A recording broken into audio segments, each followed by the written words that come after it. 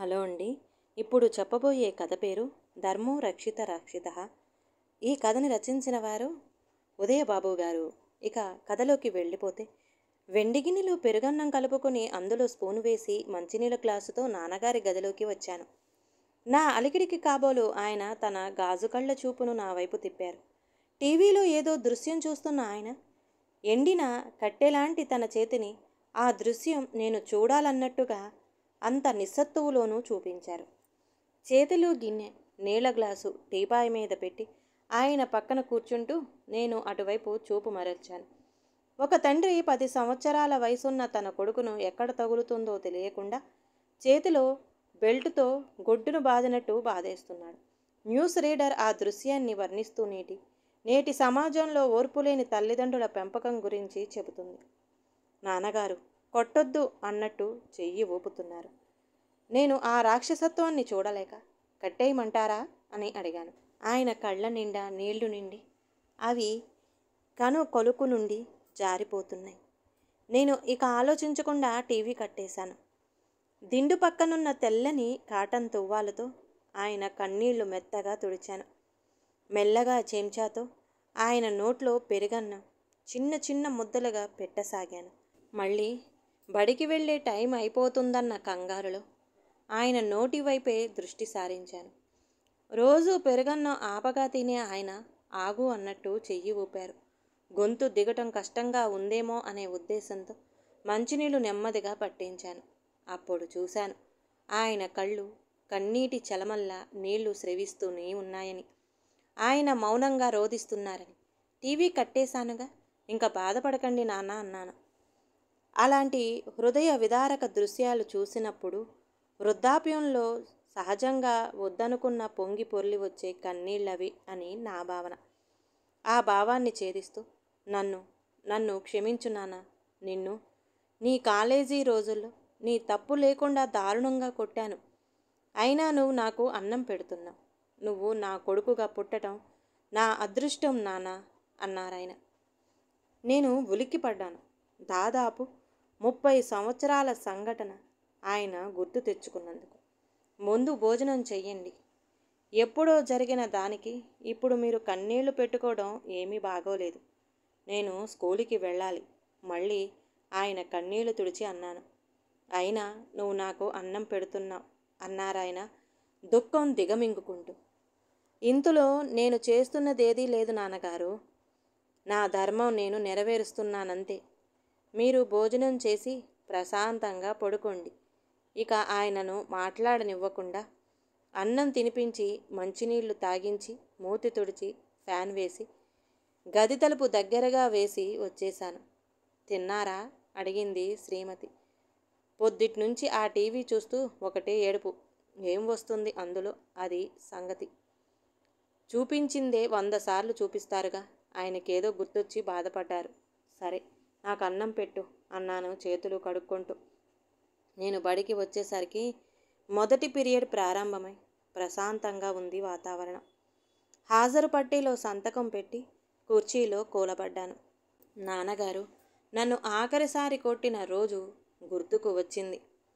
అన్నదమ్ములు చిన్నప్పుడు కలిసి ఉండి పెద్దయ్యాక విడిపోతారంటారు.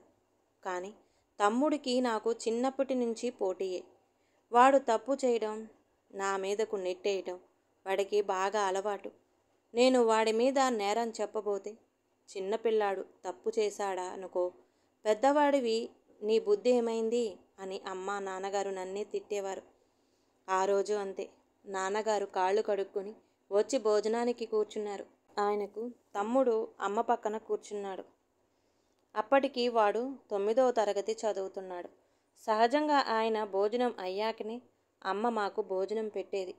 నాకు పరీక్షలు జరుగుతున్నాయి. నా స్నేహితుడు రమణ చదువుకోవడానికి మా ఇంటికి వచ్చాడు. అతను వచ్చాడుగా, నువ్వు ఆ పక్కగా కూర్చొని తినేసి వెళ్ళిపో అంది అమ్మ కిరోసిన్ స్టవ్ మీద పకోడీలు వేస్తూ. అన్నం తింటున్నప్పుడు అప్పుడే వాయి తీసిన వేడివేడి పకోడీలు అన్నంలో అద్దుకు తినడం నాన్నగారికి చాలా ఇష్టం. మొదటి వాయి తీసి పకోడీలు సగం నాన్నగారికి వేసి మిగతావి నాకు వేసింది అమ్మ. అదిగో నీకు వాడు అంటేనే ఇష్టం అందుకే నాకు పెట్టకుండా వాడికి పెట్టావు అన్నాడు తమ్ముడు. నేను గర్వంగా వాడికేసి చూశాను. వాడికి పరీక్షలు జరుగుతున్నాయిరా. ఓ పక్క రమణ అన్నయ్య వచ్చి కూర్చున్నాడు.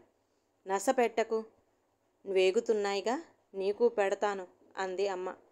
వాడికి ఓ 2 పడేయొచ్చుగా, నువ్వు మరీను శాంతి అన్నారు నాన్నగారు ప్రశాంతంగా. ఎప్పుడూ నన్ను పడి ఏడుస్తావెందుకురా అన్నాను నేను ఒళ్ళు మండి.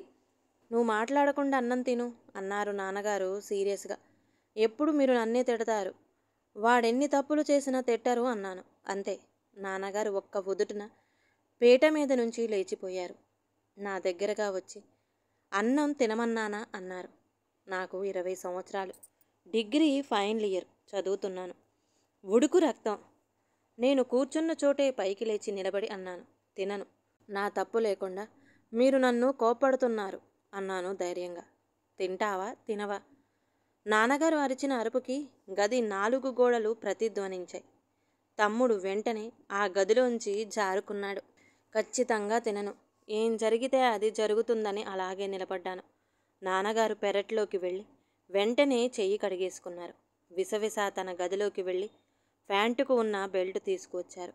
ఆయన కళ్ళు ఎర్రని చింత నిప్పుల్లా ఉన్నాయి. అంటే ఆయనకు పూర్తి స్థాయి కోపం వచ్చిందన్నమాట. అన్నం తిను అన్నారు. నేను మాట్లాడలేదు. ఇంతలోనే అమ్మ స్టవ్ కట్టేయడం, గబగబా నాకు అడ్డుగా నిలబడటం జరిగిపోయింది.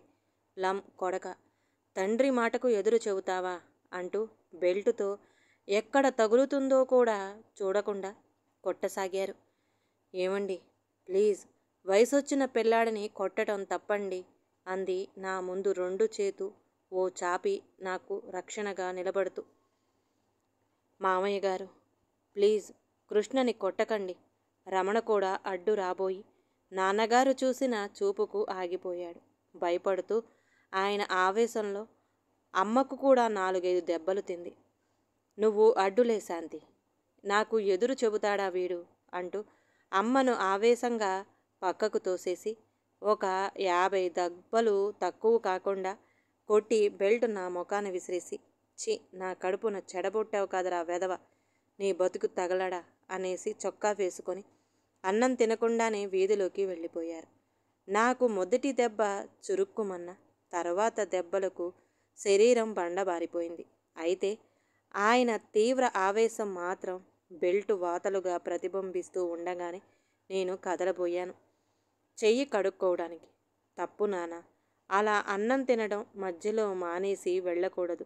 నువ్వు తినకపోతే నా మీద ఒట్టే అంది కళ్ళనీళ్ళు తిరుగుతుండగా. నేను అమ్మకేసి జాలిగా చూసి పెరట్లోకి వచ్చి చెయ్యి కడిగేసుకున్నాను. ఆ రాత్రి ఇంట్లో మేం ముగ్గురం భోజనం చేయలేదు.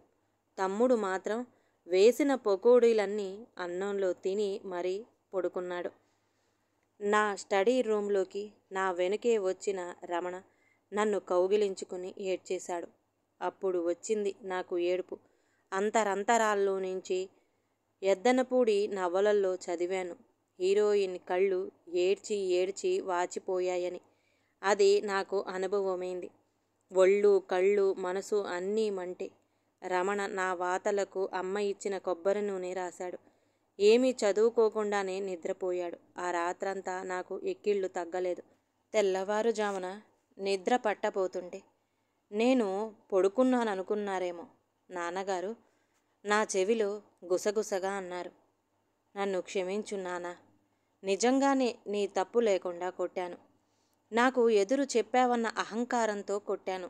నన్ను మన్నించు అని నా బుగ్గన ముద్దాడి నెమ్మదిగా వెళ్ళిపోయారు. అంత చీకటిలోనూ ఆయన కళ్ళు తుడుచుకోవడం నాకు స్పష్టంగా కనిపించింది. అంతే, నాన్నగారికి ఎదురు చెప్పి ఎంత తప్పు పని చేశానో అంత పెద్దాయన చేత క్షమించమని అడిగించుకున్నాను. నిజంగా నాది వెధవ బతుకే. ఆ ఆలోచన రాగానే నా కళ్ళు మళ్ళీ కాసరాలయ్యాయి. అప్పట్నుంచి అలవాటు చేసుకున్నాను. నాన్నగారితో ఏం చెప్పాలన్నా నా భావాన్ని సరళమైన భాషలో కాగితం మీద రాసి ఆయన టేబుల్ మీద పెట్టడం. ఆయన చదువుకునేవారో లేదో గాని మళ్ళీ జీవితంలో నన్ను ఏనాడూ కొట్టలేదు, తిట్టలేదు. ఎందుకో ఆ సంఘటన మళ్ళీ తలుచుకోగానే నా కళ్ళు చెమర్చాయి. అమ్మ పోయాక పక్షవాతం వచ్చిన నాన్నగారిని నా దగ్గరే ఉంచుకొని ఆయనకు సేవ చేసుకుంటున్నాను. ఈ విషయంలో నా భార్య కూడా సహకారం అందించటం నా అదృష్టం. చాలా కాలం తర్వాత ఆయనతో మళ్ళీ నా మనసు పంచుకోవాలని అనిపించింది. కాగితం పెన్ను తీసుకొని ఇలా రాశాను. వేదమూర్తులైన నాన్నగారికి, ఏ కన్న తండ్రిని కొడుకు క్షమించే దౌర్భాగ్యం క్షణం ఏ కొడుకుకు రాకూడదు నాన్నగారు. తండ్రి బిడ్డను క్షమించమని అడిగితే అది వాడికి ఆయుష్యేనం. తండ్రిగా మీరు అప్పుడు మీ ధర్మాన్ని నిర్వర్తించారు. మీకు ఎదురు చెప్పటం నిజంగా నేను చేసిన తప్పు. అందుకే శిక్ష అనుభవించాను. పెద్దల పట్ల వినయ విధేయతలు, గౌరవ మర్యాదలు కలిగి ఉండాలన్న గొప్ప సత్యం నేను గుర్తెరిగేలా పెంచిన మీ పెంపకం గొప్పదనం వల్లనే నేను కొడుకుగా ఈనాడు నా ధర్మాన్ని నెరవేరుస్తున్నాను. ఈ సమాజంలో ఎవరి ధర్మం వారు సక్రమంగా నిర్వర్తించడం జరిగినప్పుడే భావితరాలు మనగలుగుతాయి. ఈ సత్యాన్ని గుర్తించలేని మనిషి పశువుతో సమానం. ఈ మౌలిక మానవతా విలువను మీరు పెంచిన పెంపకం వల్లనే ఈనాడు ఉపాధ్యాయునిగా 10 మంది పిల్లలకు చెప్పగలుగుతున్నాను. ఈ జీవితం మీరు పెట్టిన భిక్ష. నా వృద్ధాప్యంలో మీ మనవలు మమ్మల్ని కూడా ఇలాగే చూడాలనే ఆకాంక్ష. సదా నీ ఆశీస్సులు మాకెప్పుడూ కావాలి. మీరు ఇంకోసారి కళ్ళనీళ్ళు పెట్టుకుంటే నా మీద ఒట్టే. మీరు ప్రశాంతంగా జీవించటమే నాకు పరమధర్మం. నమస్కారాలతో కృష్ణ. ఇంటికి వెళ్ళాక నాన్నగారికి ఇవ్వవలసిన ఆ ఉత్తరాన్ని సంతృప్తిగా చదువుకున్న అందరం చొక్కా జేబులో పెట్టుకొని పనిలో పడ్డాను. ఈ కథ కనుక నచ్చితే ప్లీజ్ అండి లైక్ చేయండి. అలాగే ఛానల్ని సబ్స్క్రైబ్ చేసుకోవటం మాత్రం మర్చిపోమాకండి. మీ విలువైన అభిప్రాయాన్ని కామెంట్ బాక్స్లో కామెంట్ చేయండి. అందరికీ ధన్యవాదాలండి.